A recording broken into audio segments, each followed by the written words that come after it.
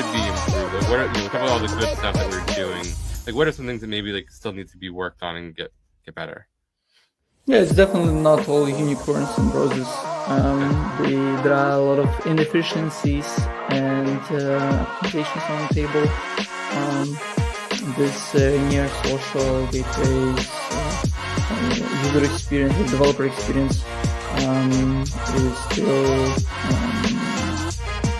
improving in the process of building better tooling around it. There is a need for more visibility to the processes. Like today, I tried to present, just wanted to paint a picture of how it could be put together. But ideally, there would be a place where it would be much more in a shorter format, presented, visualized. So it's much easier to understand how pieces could be brought together. As you have seen, it's not just one SDK that we use, it's actually a combination of many, which are based on efforts of different teams in the ecosystem. It's not just one company or one team is building it. It's a truly open source effort of providing building blocks and slowly building on top of each other. Yeah, great point. I mean, that is thinking it right. Everything is open source.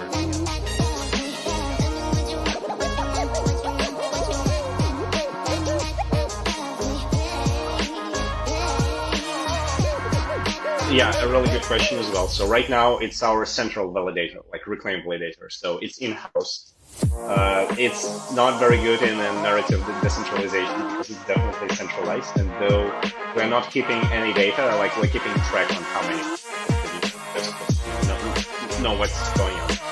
Potentially closer to the end of the year, I think we will release the network for external validators, making it absolutely decentralized. A lot of things, a lot of work to put into it because there should be like a lot of security mechanisms and like honeypots, because people might have an idea to lie, let's say, Reclaim, because they will validate the data which is broken. So a lot of work on security side there, and yeah, we believe it's gonna be a well-working construct with dozens, if not 100, information validators, and they're gonna be basically charging for validations, and they are probably their value. So we are thinking about attaching a certain value to, because let's say your number of followers in Twitter is much less sensitive information than your banking costs, and it should be, visible for the system to account.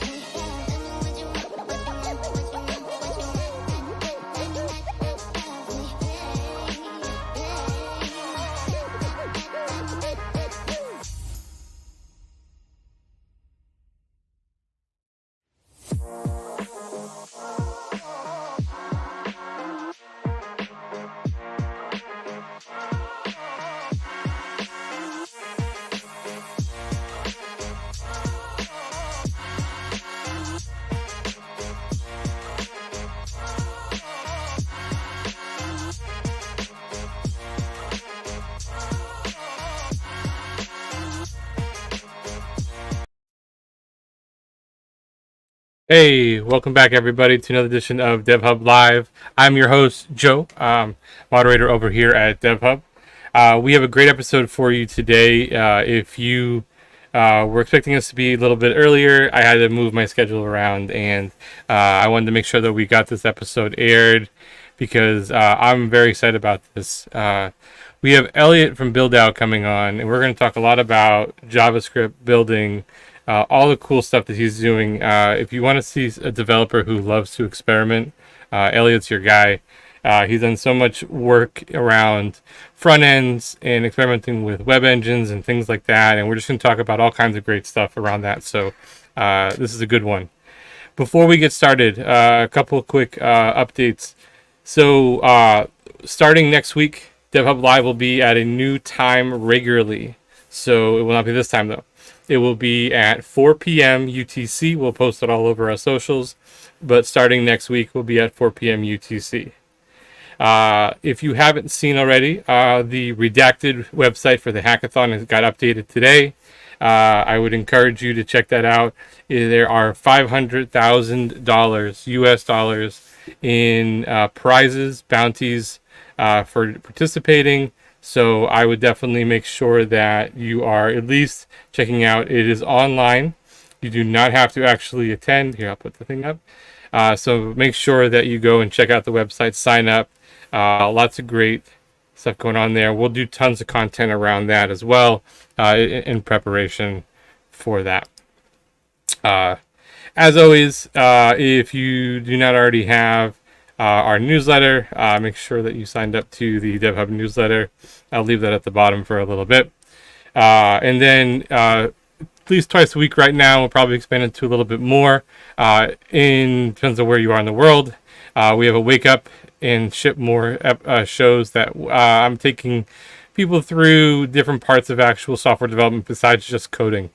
A lot of planning, a lot of entrepreneurship talk. We talk about, what it's like to build an MVP and things like that. And so all those replays are on our YouTube page, so you can always check those out. And then as well as we're cutting up all our clips on all our different social media, so you can always explore there. But without any further ado, I'm going to bring Elliot up, and we're going to get into so much great stuff. And so I encourage you to bookmark this somewhere, because I promise you it's going to be pretty good. Elliot, how are you? I'm doing great. How are you doing, Joe? Thanks for having me. I'm great. I hope I didn't hype you up too much, but I want to really emphasize that I've known you for a little while. We partially worked together and just talked through different things for a while now. And I've seen your work. I see what you do day in and day out in the Telegram groups and the work that you're publishing to GitHub. And so I do want to really make sure people know, like, you are not just some fly-by-night developer around here. You are deep in it, and so we can go deep in it if we need to. I appreciate that. Honestly, you're being way too nice, but that's cool. I respect you so much as well, Joe. Oh, thank you. So let's get started. There's so much stuff to go on in the Near ecosystem, especially around decentralized front ends and everything else. But let's kind of pull back a little bit. And can you just talk a little bit like your interest in the technology that's available here on Near, and like where your focus has been, especially like the last 6 months? Sure. Yeah. So I would say that, the past 6 months have definitely been Boss. I would say that the past year or so has been really dominated by Boss ever since it was released at ETH Denver 2023. Yep. Primarily working on tooling through BuildDAO. BuildDAO is this decentralized developer community inside a Near ecosystem. And through it, I've been working on Boss Workspace, which is this developer tooling for building widgets easier. It has and then it pairs nicely with NearBoss Web Component, which kind of like takes the whole concept of the gateway and it wraps it in a web component, so it's easy to deploy and honestly work with in a lot of different ways. Yeah, and I think so. If people aren't really familiar with it, it is pretty much like React, but it's its own kind of flavor of React. How would you describe it? Yeah, I would call it, it's like a pseudo React. I would say you're always inside the function body. So you have like this functional component, and you don't really have to worry about the imports that are outside or the definition of the component yourself. You're just in the inside with the return statement. Mm-hmm. Mm-hmm. And So go ahead. Yeah. because of that, because those the imports are outside and everything, that's because you're inside of this environment, the virtual machine, which kind of handles all this. It comes with these default imports, like really just near interacting with ethers.js, some common components like infinite scroll, and it also handles stuff like caching right off the box. So when you first started building with this, what about it, I guess, was like kind of caught your eye and like where you felt like you want to dedicate a good amount of time into this type of project? Well, the thing about it is that there's just so much to it, you know. There's Sure. social as a whole. There's just so many concepts within it. There's the VM, which just talked about, but there's also the social contract, this like permissionless contract that can take free form data and you're able to save it underneath your own namespace. It's like your own little file system on the near blockchain, all within a contract. And then there's the social aspects, the fact that you have this code that you can share common dependencies in that code, and you have like all these social features that come baked in because every near account is a social account. Yeah. But Yeah. when I first came in, I was like really interested in this concept of because it's like because when you load in, you can like describe the VM in a way that as you like load in these widgets or other types of files, it's like data comes with the instructions on how to view it and how to interact with it. You can have data that tells you how to view it and render a web page, and I thought that was really interesting. It certainly is, and like I think conceptually there have been some different, I would say, like SDKs and toolkits that are kind of similar, Right. but this one really took a unique approach with especially the way the VM was structured.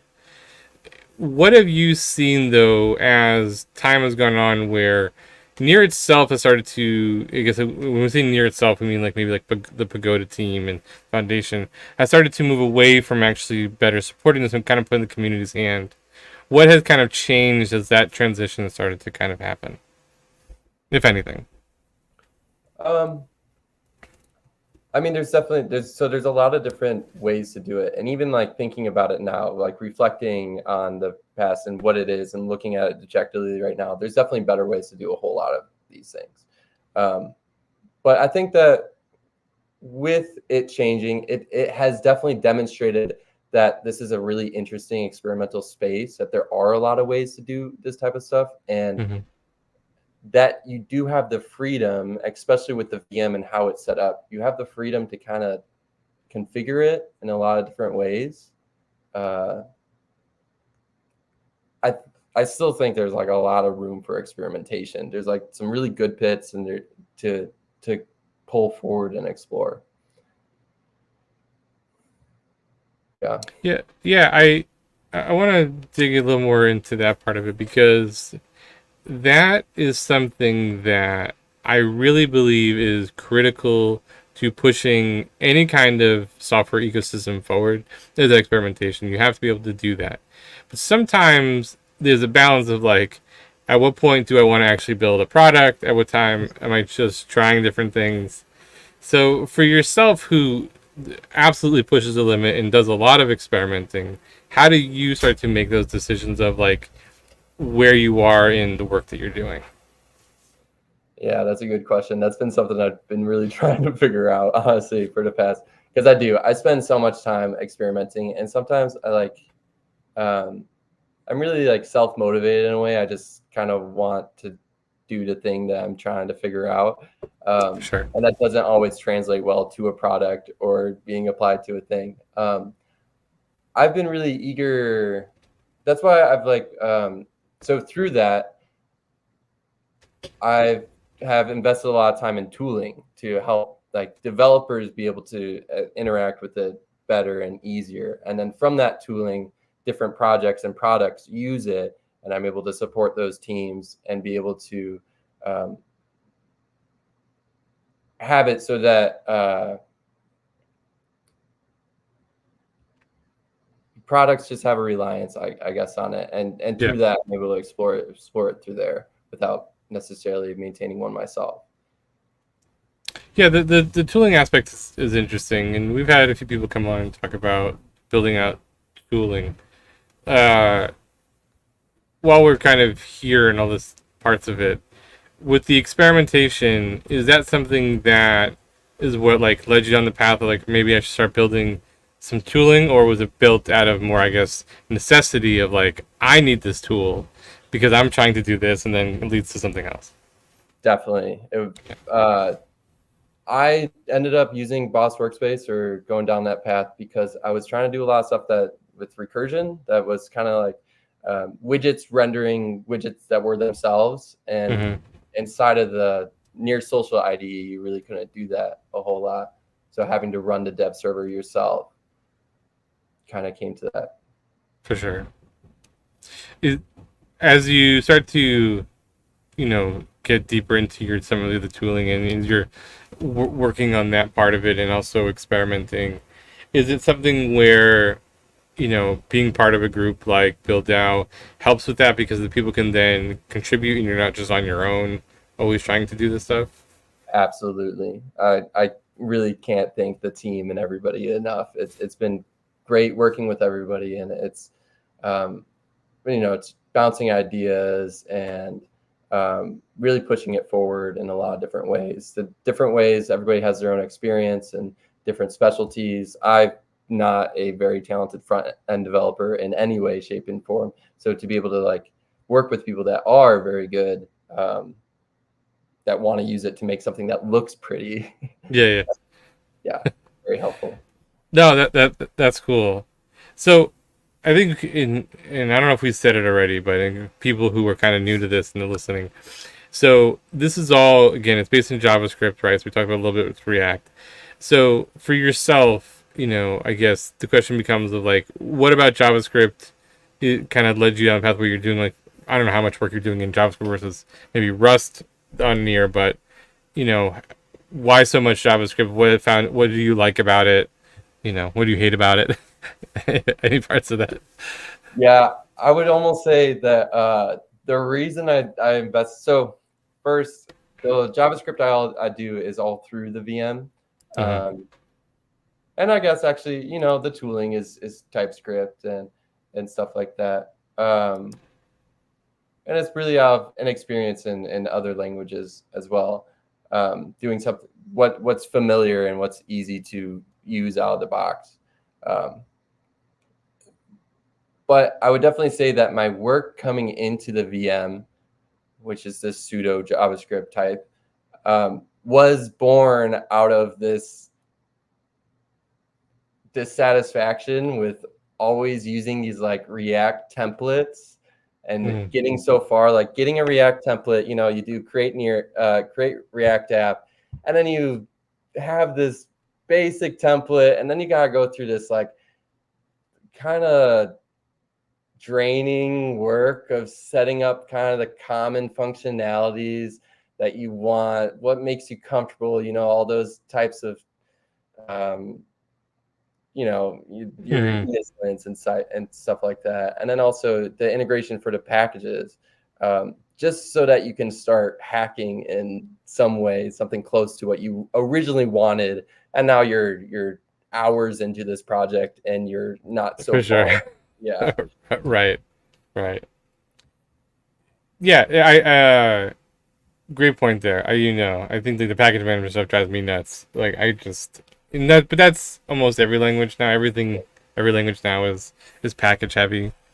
But for yourself, as you have started to experiment, and even like where you say like you see how things could be better, like what is continuing to push the work for you then, like in staying in like building on this? Because again, I think it's important context too, and we can certainly dive into it too, of like part of the reason why it's been somewhat handed to the community is that they felt like there was too much that needed to be built around it. Like the technical debt was too large. So for yourself, who I see that you're still like trying new things, and you're still pushing, and you're still using parts of it. Like, is that something where you feel like, look, there's some really good bones here, and I want to make something, or is it leading towards something else? I guess. Yeah, I would say, there's a few things there. I would say one is I spent a lot of time on it. I've like really, I feel like I have this like niche understanding of this thing that isn't so important anymore. But through it, I have learned so much up and down the stack of so many things because of what it's almost trying to recreate Right. that the browser already does, it's I mean, yeah, I'm so thankful for that, honestly, because Sure. I've learned so much about so many different parts Yeah. of it all, and having to explore it. Even now, like exploring Web 4, and now like dealing with how HTTP servers work and how just that protocol itself, how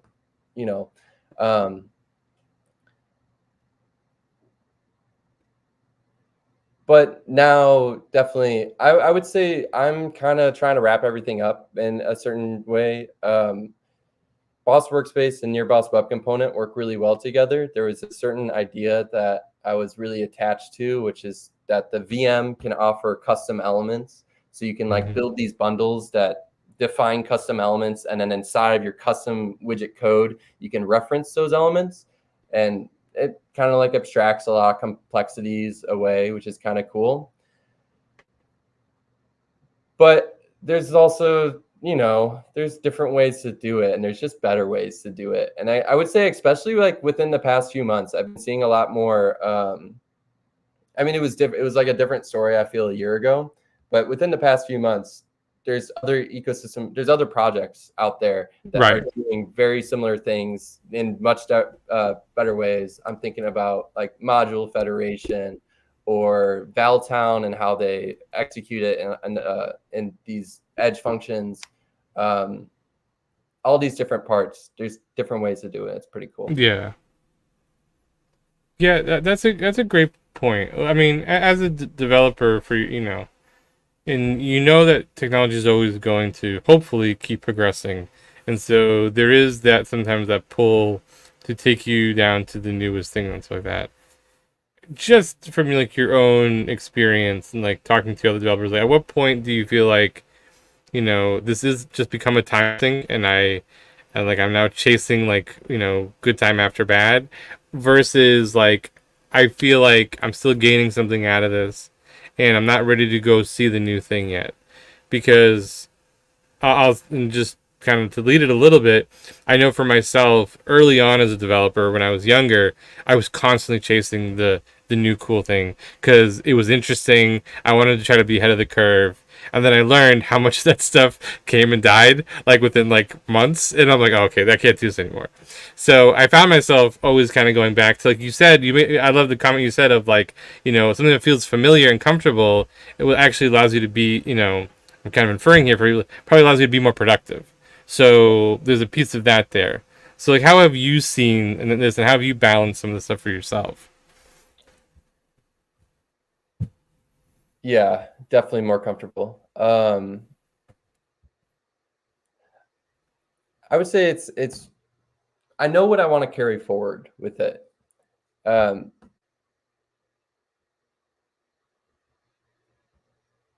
There's definitely having spent times, there's like I have like these templates that I use a lot. It's easy with layouts.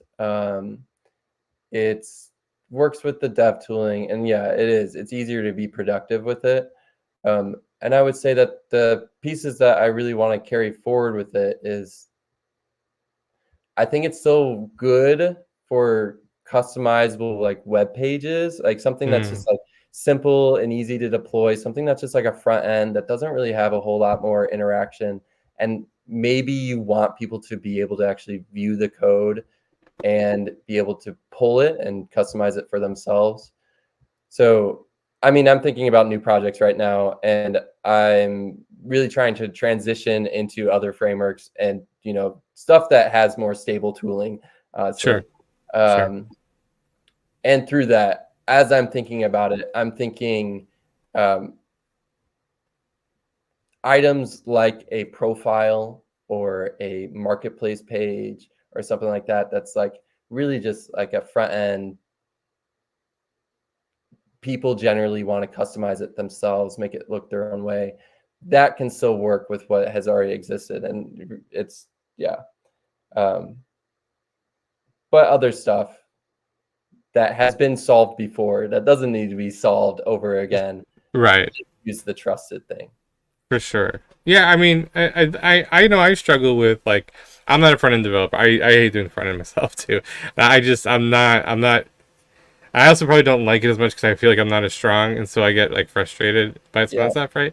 So I'm always looking for, like, how do I get my front end up faster and in a way that is meaningful, because most of the stuff that I build is like super data driven. So I really just need a dumb front end that's going to show the output. And I did really like some of the stuff on Boss that allowed me to do that. Like, I did a few different front ends there where I was using other people's components. I'm plugging this all in and I'm up and running right away.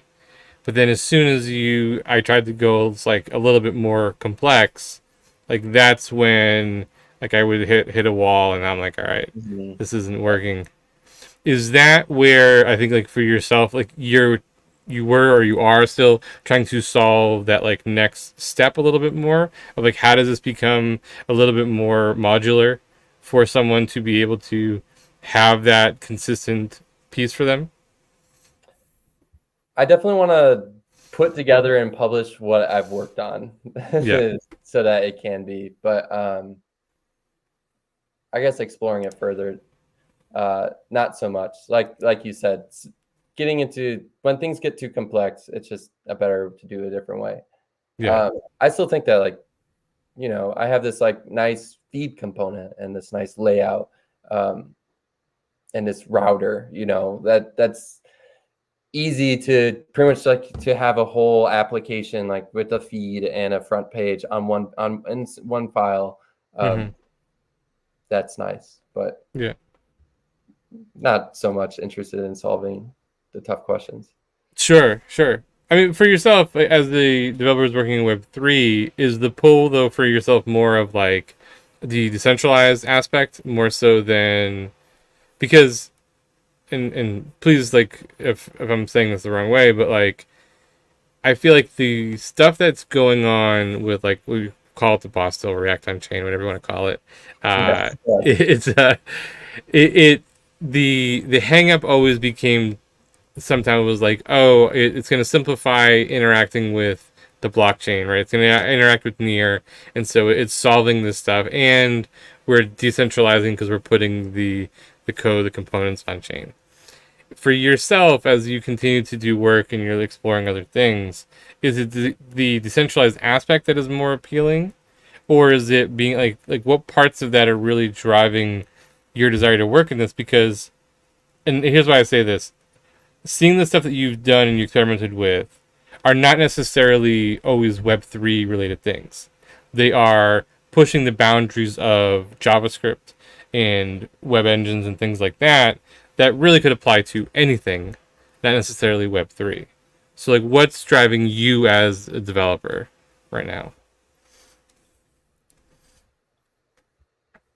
Yeah, I mean, I think that it's definitely a perk. It's pretty cool that you can make your whole stack be decentralized and on chain. Like, you can have your widgets in a contract. You can have the entire application bundle stored on NearFS, and then you can host it on Web4. I mean, you got everything there. It's all on Near too, which is really cool. Right. That's why Near's tech stack is so cool. But yeah, I would say the motivation for me was secondhand marketplaces when I first came into it all, because you have all these like items that people want to describe in their own ways or not describe at all, and you want to be able to aggregate them together and sell them, and people express them on their marketplaces and have those marketplaces be able to query each other and all these types like that. That was kind of like the main motivation behind a lot of these things, was trying to solve that problem of people defining data in their own way, and then how can that data be visualized without standardizing a whole lot of things or anything like that. Yeah. Was that the everything? Is that where the everything project was born? Yeah, that's right.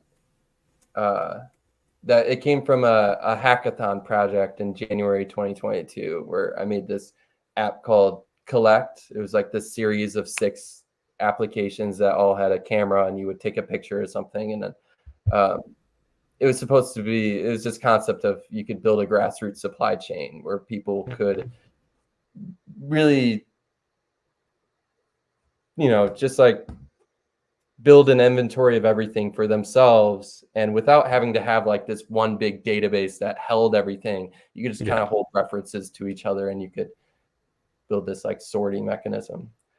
But yeah, that's kind of what it was, and that's where it went. And that's where it is. I love that it was born out of a hackathon, because I think so much good stuff. I think it's both underrated in some degree of like how much good stuff can come out of a hackathon, because like to me, I always try to tell like younger developers, like those constraints that you have as in a hackathon of like I only have so much time, I don't have so much resources, are sometimes the best things for you, because like it really starts to push it. And I love hearing that, like, not only did you have this initial idea, and yeah, sure, that's then to become a full-fledged project, but then like you don't know what it leads to, right? It can lead to the next thing, and it starts to put together this whole other stuff that I think is really interesting for yourself. That where you continued on, and then the everything project was born coming out of that, and you worked on that for a while. Is there a point though where like, just as a developer, that became frustrating because like maybe the technology itself was not progressing as fast as you wanted to, or adoption, whatever that might be? Yeah, I would say I kind of like strung myself out in a way. I just was working on way too many things, and would, then there were like, and then having those things prematurely kind of be trying to turn into something else, and then having to support that, and kind of different, kind of getting lost in motivations, I guess.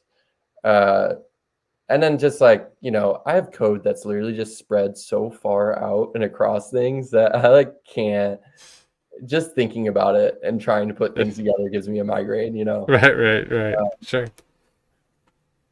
And I would say, honestly, as an advice to anybody going forward, when you build something or you do something, definitely like go in waves, go through cycles, have a plan, build it, or build something, build the small demo, and then share that demo and write about it, and share that writing. That's another thing. Convince yourself to post. I love that.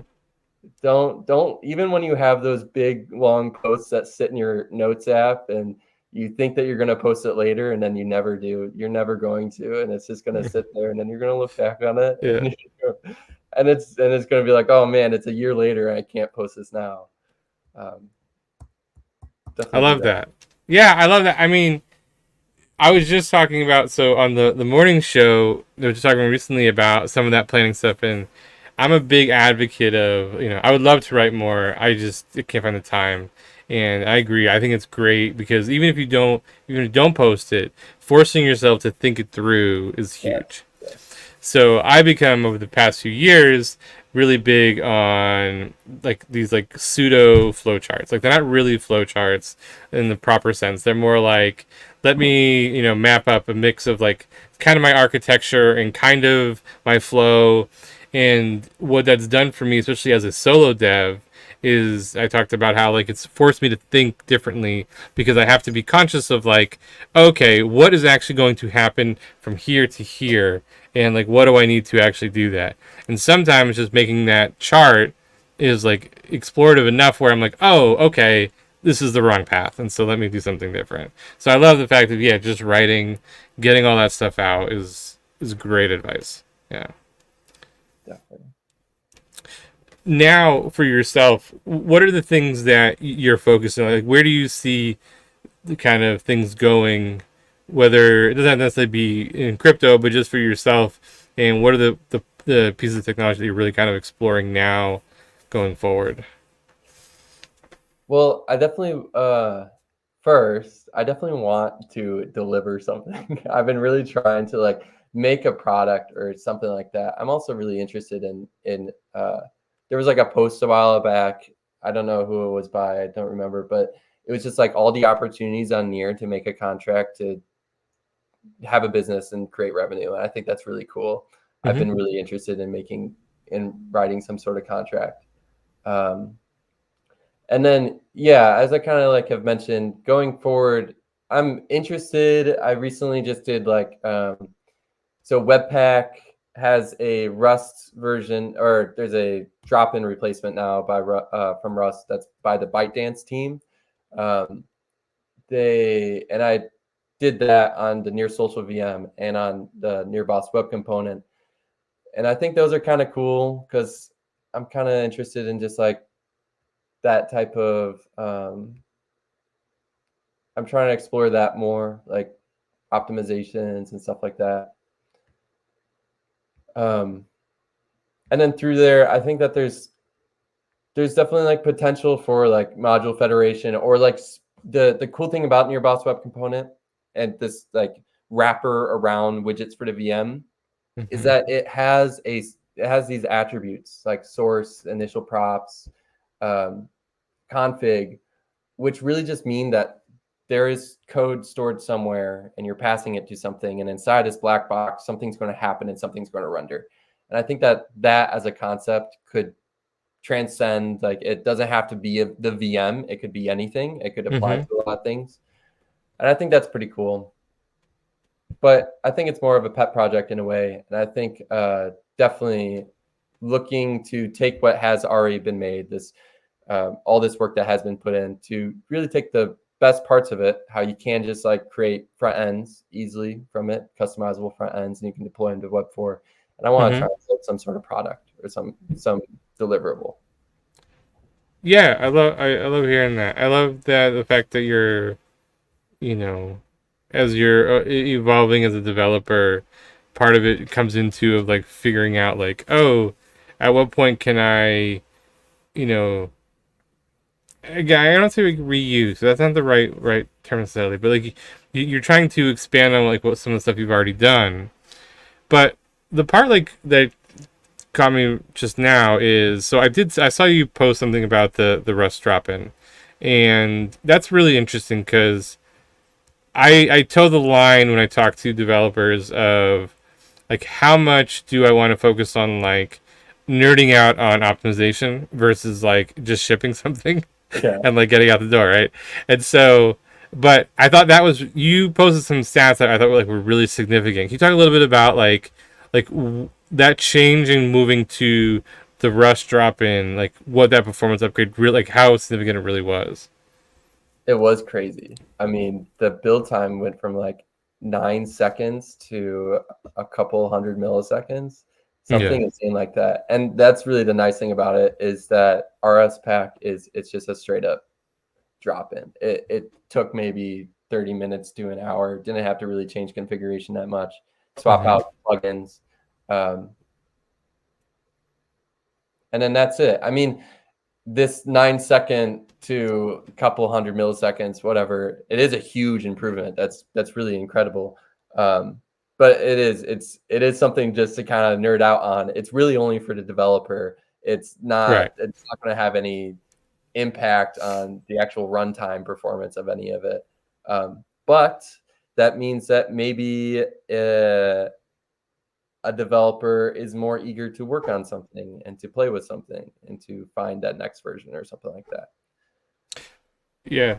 Well, I saw some people like respond to your post and being excited just because like sometimes that latency like leads to distraction, and it leads to like a lack of productivity, and that stuff I think is just as important too. And I know, like, through time too, right? So I always feel like I know when I need to buy a new laptop, when I start to feel like I'm like waiting a lot, right? And I'm like, I catch myself being like, all right, like this now feels like I'm doing more waiting than I am actually coding. And it's like, now it's time. And so that stuff, it is significant to the greater output of what you're doing.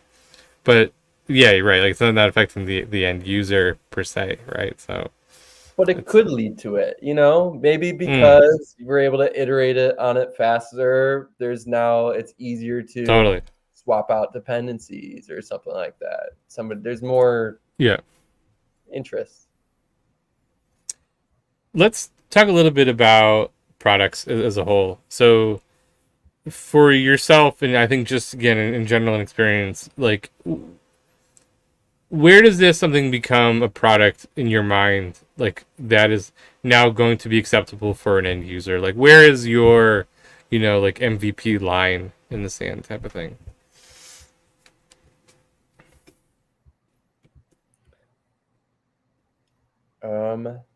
That's a good question. I guess practically it should be the minimum viable product that it just covers your use cases, and that a user can do some bit of what the application is intended to do. Yeah.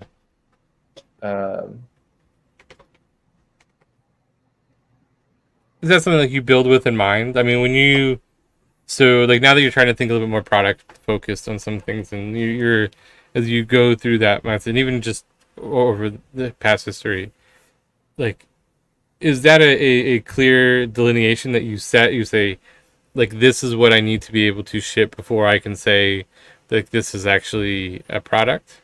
Or for yourself, is it, again, because you are really great with trying to explore and push things, that it's sometimes like, let me get out this piece and get that in people's hands enough, versus like a full-blown, application?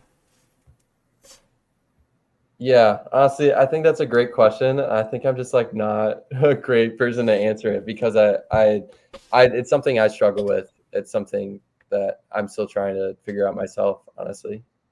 No, but I think that's a fair answer. Like that, I asked this, and I've asked this to other devs, not even just on the show, just on other things. Of like, I don't think everyone has a great answer, and I don't have a great answer either.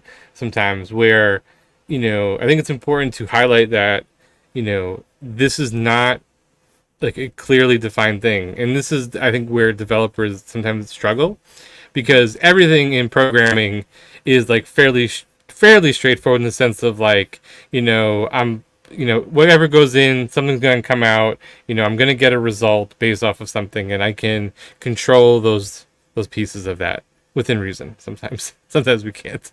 But when it comes to actually then building a product that is going to be used by someone else, that has maybe no context of what I'm doing, that piece really starts to become difficult. And I think it's a super fair answer for you to just say, like, look, I don't know where that delineation is, because it's hard. It is a hard thing. It's really a hard thing to figure that out. I've been making products for over a decade now. I still don't really know. I think it depends on what I'm doing sometimes, and I don't think I'm always right by any means of what that is. But it's a good thing, I think, to think about, at least, as you're going through stuff. Yeah. I need to watch your Wake Up and Ship More videos. Yeah, that's a little promo for that. Yeah. No, I mean, look, the thing is, I love when developers come on here and we can talk about some of this stuff, because, one, I think, like, we are all in the same boat more than we realize half the time, right? Like, if you're not constantly talking to other developers about like these pieces, like you don't really realize that like everyone's going through this. I don't care how senior you are, how much stuff you've actually shipped. I don't care if you've had multiple startup exits. It doesn't matter. Like you still run into the same questions and the same stuff, and working through that, yeah, some people get better at it, but it's a personal experience to some degree, especially when you're a solo dev. When you're a solo dev, especially. Yeah, I would maybe even maybe the line is when you're ready to receive feedback. And I think maybe an argument is that you should be ready to receive feedback always. Because sometimes you can convince yourself that you're not ready to receive it, and you get so worked up on it. I love that answer. I actually that might be my favorite answer, because I don't think everyone's always ready for feedback, and well, you should be. Yeah, that's great. I think that's a perfect answer. Yeah, I think I saw somebody tweet once. So there's somebody, Lou Wilson, who I don't know if you've seen. She does TLDraw, all these experiments with TLDraw. And they've tweeted once about that. That was like, don't share a draft document or anything with me unless you've posted it publicly. Saying I like that. Okay.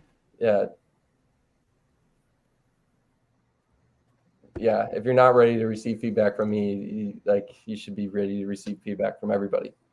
Yeah, awesome. Oh yeah, I like that a lot. So what's next? Do you think in this space right now? So you said you experimented with some Web 4, which maybe we could just take a minute and explain kind of like what actually Web 4 really is. But then like, is that where you think more things are going, or do you find yourself you see like different things really popping up? And I want to ignore like I get like the whole hype about chain signatures. I want to stay away from that stuff. More of like just actually developing products, things like that. I'm sorry. So could you say? Sure. Let's start. We'll go back. We'll start with Web 4. So you went with Web 4. Maybe you could just introduce like kind of like what that is and like what you're trying with that, and then we can kind of shift into like what do you see coming next? Is it stuff like Web 4 that's really going? That's kind of the next generation here. Oh, I see. That's a good question. Well, first, Web 4 it's pretty much you like can have this contract that exposes these functions: Web 4 get, Web 4 set stack URL, set owner, and you can deploy a contract that exposes that function, and then there's this HTTP gateway that will automatically, if you go to a near page of your near account, it will send that request over and it'll serve your static assets. So pretty much like every near account can have its own hosted web page, which I think is a really cool concept, especially if every near account has a social thing too as well. So you have your website and you have your social all wrapped into one. And being able to deploy really easily to that would be pretty cool. Do I think that's where things I think that's a really unique thing to Near. I don't think that, I think especially for onboarding 1 billion users, you can abstract a lot of things away, but at some point they do need a Near account, and that does need to be solved. And I think that is like an attracting thing, that a Near account has a website with social. So being able to solve something with there, I think is cool. As a whole, yeah, I don't know. When you're talking to different people and you're exploring different technologies, like, is that something where, like you see this potential here? Like you just said, I think that they got a really cool use case, right? Like, here's your like online identity, all wrapped in one, and where I can have my social, and I'm owning that data, and I can have my website, and it's all tied to my account that I fully control. And that's a really interesting piece of that. But then it's like you said, how do you then get that to the masses? How does that become the new norm? And so, you know, again, this is just like from an opinion standpoint. Like, do you feel like that's a path that is worth going down and like fighting that battle, or is like, hey, we're still kind of too early for that, and it's nice that this technology is here, but that needs to come a little later? I would say, I mean, this is all stuff that already exists, and it's as close to Web 2 as I feel like you can get, and on your protocol. You know, the chain abstraction, the AI stuff, it's coming, but it's not necessarily here yet. And even when it does come, chain abstraction needs in your account, and then any sort of interaction with AI will too, right?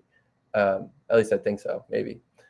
I think I think it's a really easy bridge for Web 2. I'm especially still interested. I'm really trying to get back to the roots of working on marketplaces and that whole concept that brought me to Near in the first place. So I'm definitely interested in these easy deploy marketplaces, because I think secondhand marketplaces, secondhand in itself is already this huge untapped market, really unorganized. I think it's something that has to be solved, especially in the environment and world that we live in today. And I don't see what type of other innovation can really come out of these big players like Amazon, Shopify, Facebook Marketplace, or anything. I feel like that innovation is these personal websites and the ability to have personal websites that connect with your friends that you're able to handle transactions through. Yeah. No, that's interesting. You know, I've heard a few different comments before around like, in order to actually disrupt, you know, any of these like real major players, the centralized players, I guess, is going to be, it's going to have to come from kind of a Web3 crypto based project that involves user ownership, because to go against Web 2 versus Web 2, you're going to always lose right now. There's just no way there. So is that something, again, you know, as a individual who's working in the space, like, one, do you agree with that statement? And then two, I guess, is like, do you see a path where that is actually possible in the near future? Or is that something, again, like, we're just like so early, you know, like we're reliving the late 90s again of like, here's like Web 1, and we're just trying to get our way to like whatever comes after this initial wave?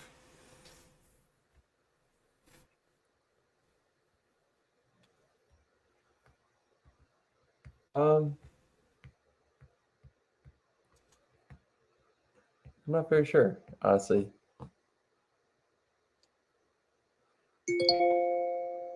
We're here to ask the tough questions. Just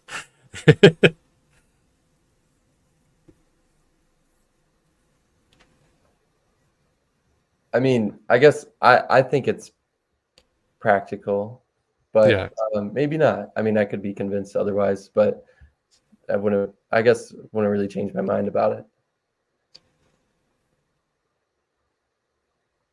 I'm not sure. Maybe I'm misunderstanding the question. No, I mean, I don't think it's an easy answer. The point, I guess, I'm trying to just kind of get your thoughts on around is like, look, if we, you know, you yourself who is trying to, again, like, push the envelope in different ways that makes crypto projects not feel so crypto-y, like it doesn't feel like laggy, it doesn't feel slow, it doesn't feel unnatural, but you're also trying to keep the actual intrinsic benefits of doing things that are related to either whether it's putting stuff on chain, whether it's, you know, again, decentralizing different pieces of stuff. Do you see that as the path that leads to whatever that next generation of products really is? And I'm talking about big products. Um, Like, how do we stop being so niche? I guess that's the question.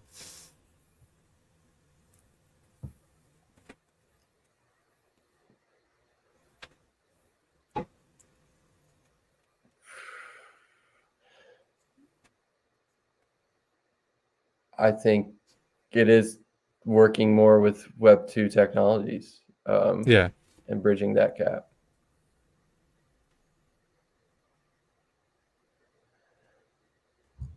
No, I love that. I think that's again, you seem to have a good sense of like of the reality of some of this stuff, and so I think I think I'm really value the way you're thinking about some of this stuff here. Of like, it's not about going against and trying to replace all of this stuff in Web 2, right? It's like, hey, there's some great stuff here that we can really leverage, and let's continue to expand on some of that stuff. So that's really great. I want to end with so upcoming with the Redacted Hackathon coming up.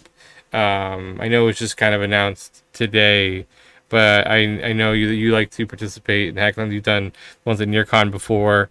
You've participated in a few other ones here and there. What is something that you would just give as advice for someone going into a hackathon, whether it's their first time or this, that they're a seasoned vet? What kind of tips would you give about a hackathon?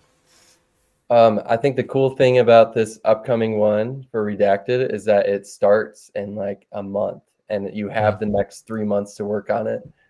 Definitely, when there is a hackathon, start from the get-go. Start thinking about it now. Have your idea. Start planning about it. You don't have to put, don't gotta get your hands on a keyboard yet. You probably shouldn't. I think that's against the rules. Yeah. But plan it out, and it's definitely important to have your presentation and the idea of what the actual product or this MVP will look like, because that's what you need to deliver in a hackathon. You don't need to work and get so deep into the actual weeds of it all and try and solve the next big problem. It is just taking those next few months to just build something cool that demonstrates it at least a little bit, gives them the idea. Yeah. What are your thoughts on going it solo versus a team in a hackathon? I think it's good. I mean, it's definitely tough. You got to find team members in a team that everybody has their own focuses and their own strengths and weaknesses. Sometimes it can definitely be hard to be on a team where everyone's kind of trying to do the same thing, but with good delegation of duties and good breakdown and different skill sets across the team, you can really succeed. Yeah. Any ideas come to mind for yourself already? I'm not totally sure. I've been wanting to explore. I haven't really gotten into AI or anything like that at all yet. And like I've said, I'm really interested in writing contracts. I kind of really want to do something more with that. So going to try and branch out and do something yet. I don't really have any ideas yet. Maybe we'll draw off of some of the stuff that I have already made, or we'll start something totally fresh. We'll see. Yeah. Awesome. Last thing I want to just, anything you want to promote, anything you have going on, people should check out. Yeah, I would just say BuildDAO. We've got Telegram chat. You can check us out on nearbuilders.org. Go ahead, join our community, start building with us. We're always building. We're always here. Awesome. Very cool. Well, I appreciate your candor and just kind of giving your feedback and your experience so far, building both here and near and just in general. I think this is really informative and some really, really good stuff coming out of this. So I appreciate your time today. Yeah, no, thanks for having me on. This was great. Thanks. All right. Well, until next time, and good luck hacking, and I'm sure I'll see you around. Cool. Thanks, Elliot. See Take care. Later. Bye. All right. Awesome stuff. That was, I really had wanted Elliot to come on for a while because I knew that it would be really great feedback of just like what it is as a developer in the ecosystem. We've had a lot of like professional projects on this show, and we've had a lot of, things that are more, I guess, big picture. And so for, what I think what we want to get across here at DevHub is that like every developer has their own journey, and there's a lot of different things that go into that, and there's a lot of different parts that I feel. Let me do that. That I feel is relevant to anyone building. So I think this was, for me, a really strong experience, and I really hope that people can take something from it. Coming up, so a couple just again news and notes that from I mentioned at the top. So as always, if you haven't subscribed to our newsletter, make sure you do so.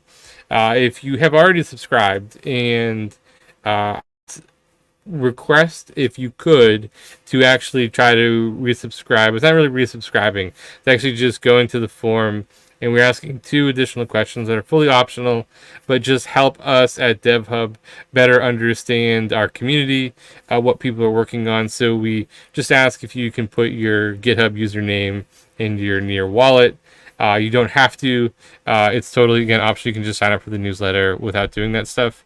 But again, it lets us kind of get a better sense of what everyone's working on, so we can better tailor our content as well. You can always reach out to us on any of our social media channels and suggest ideas if you want different topics to talk about, if you have particular guests you want to hear from.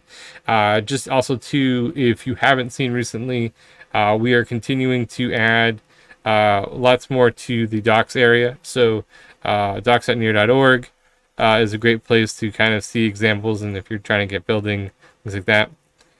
We will have a ton of stuff related to Redacted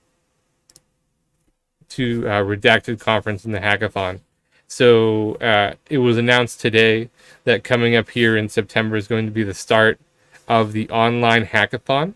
You're going to have plenty of time to build leading up to the actual event that's happening in Bangkok in November. So this is going to be really fun. We're going to do a ton of different stuff around it. So if you're not sure what you want to build right now, if you don't really have ideas, if you're not sure what's the best way to get involved, we're going to have all of that covered. But make sure you go to the website, sign up, get all the updates from there. Make sure that, again, you are signed up to our newsletter here at DevHub, because we'll also have updates there as well.